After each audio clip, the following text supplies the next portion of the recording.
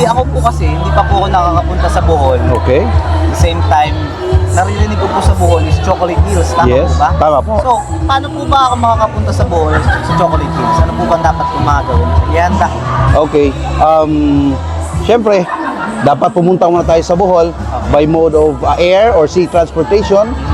Bohol is famous of Chocolate Hills. It was included of the 7 wonders of the world before. So napakaganda talaga siya. Parang Toblerone talaga siya, as in parang ginawa ng tao. And apart from that, hindi lang Chocolate Hills talaga famous ang Bohol. Famous kami sa floating restaurant. Famous kami sa mga old churches. Yung pinakamatandang simbahan sa Pilipinas, I guess, is from Bohol, the Baclayon Church. And most of all, yung local delicacies namin is yung kalamay. Matamis na parang pagkain siya. Parang kung kulang ka sa tamis ng buhay, well, kalamay is the right product for you, I guess. Yes, ako mga ano dyan ha. Oo. Yun po ang isa sa mga trademark pagdating sa Bohol ko. At alam niyo po ba na ang aking pong nanay ay taga Bohol din? Oh, wow. Opo, sa Bilar, Bohol. Oh, wow. Mga apelyedong tumali. Kaya nung nalaman kong Bohol, sobrang tuwa ko po kasi alam ko po na ang Bohol ay napakagandang lugar po. Isa po sa mga kilalang paliguan ng mga dagat, may ano po, isa sa mga destinasyon sa Bohol po. Okay, Bohol talaga siya. Kaya naging destination na siya ngayon, not just for the local but for the international.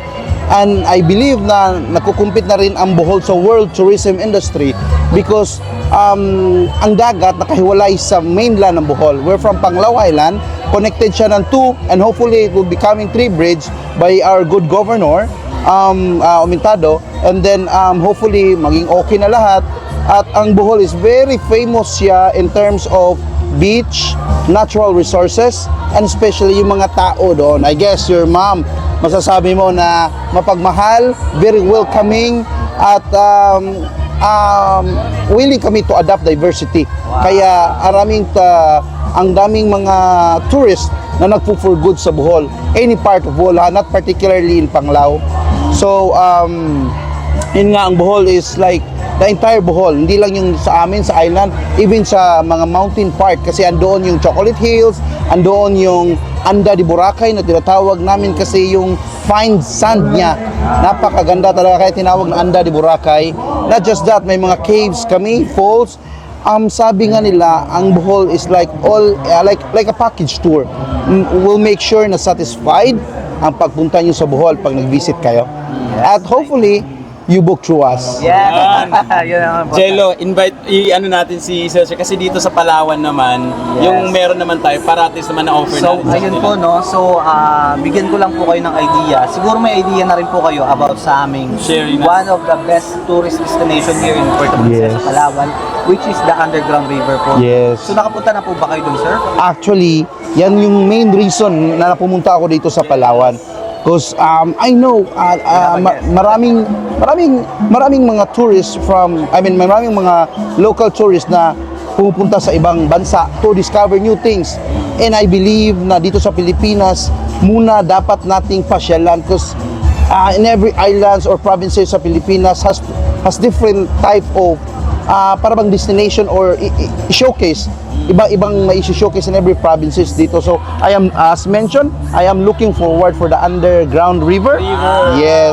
Yes, Okay, guys. sumama ako with my wife for that kasi we are not just only, I'm from Bohol, we're not promoting only Bohol, we're promoting the Philippines. Yes. Opo. And then, well, hopefully, it will be, I think, definitely, as per my wife kasi nakapunta siya, it will be a great experience for me. Yes, ayun. Oo. So, thank you, sir. Thank you so much. At kami po dito ay isa rin po kaming tour guide at hoping na isa kami sa magiging mag-a-assist sa inyo. At we're so thrilled na makasama kayo para sa inyong Underground River. Kasi po itong Underground River ng Puerto Princesa is a one of a kind and a rich in biodiversity. Sa Bohol po, di ba po may mga tour packages po tayo. Yes so po. may mga travel agencies sa Yes. inyo po. Okay, pangalan ng travel agency ko is CMG, it's Charlie Mama Golf. It's under my name and my wife name kinumbine. Takot kami maghiwalay kasi paano na lang travel agency pag naghiwalay kami. Tama, So it's CMG Travel Services. We're based in Bohol and I am a proudly member of Batu. It's a DOT accredited travel agency. So I would like to say hi to all the members of Batu. Wow po. Ayun.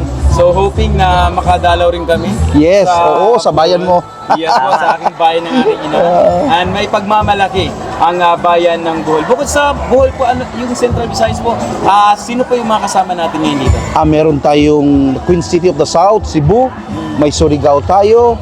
I think they're from Siquijor. Oo. So, dinasako po yun. Yes po. Oo. Central Visayas. Oo, sa Central Visayas, yes po. Again, this is Jello, your tour guide. Matamang salamat po. Sir, baka may huling mensahe kayo, sir? Okay, maraming salamat at napakaganda ng Puerto Princesa. Yan. Muli, maraming salamat po. Ako si Kuya Ron in the Island at marami pang mga event na nangyayari dito.